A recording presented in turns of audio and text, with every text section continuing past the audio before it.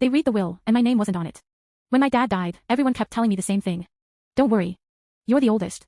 You'll be fine. I believed them. The funeral was on a Tuesday. Gray sky, cheap coffee and paper cups, my aunt crying louder than necessary. My younger brother Mateo stood next to me, scrolling on his phone the whole time. My stepmother, Laura, wore black but somehow still managed to look relieved. That should have been my first clue. 2 weeks later, we met at the lawyer's office. Small room. Beige walls. The kind of place where bad news lives. The lawyer cleared his throat and said, "Your father updated his will 6 months ago." 6 months. That hit me in the chest. No one had mentioned that. He started reading. The house. Left to Laura. The savings account. Split between Laura and Mateo. My dad's business. Transferred fully to Mateo. I kept waiting. Surely my name was coming. It didn't. The lawyer folded the papers and said, "That concludes the reading." I actually laughed. I thought it was a mistake. "I think you skipped something," I said. "I'm his daughter." Laura didn't look at me. Mateo finally put his phone down.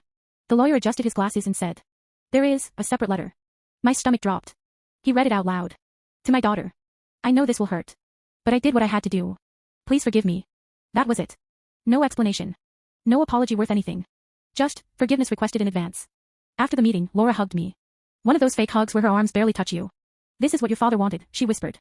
That night, I went home and cried until I couldn't breathe. Then I got angry. Because here's the thing no one knew. I had been helping my dad quietly for years. I paid his business taxes when he was short. I covered payroll twice.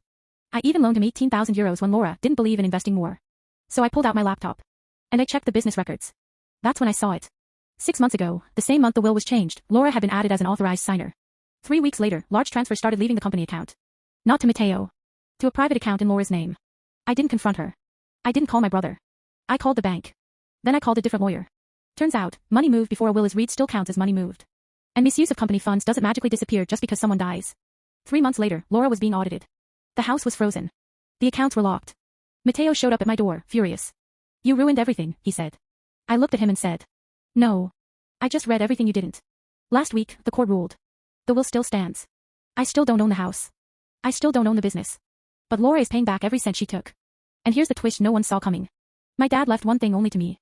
The business debt. Which I quietly paid off years ago. So when everything settled, the company had no liabilities. Mateo owns it on paper. But I own every receipt. And if I want, I can prove the business only survived because of me. Funny how inheritance works.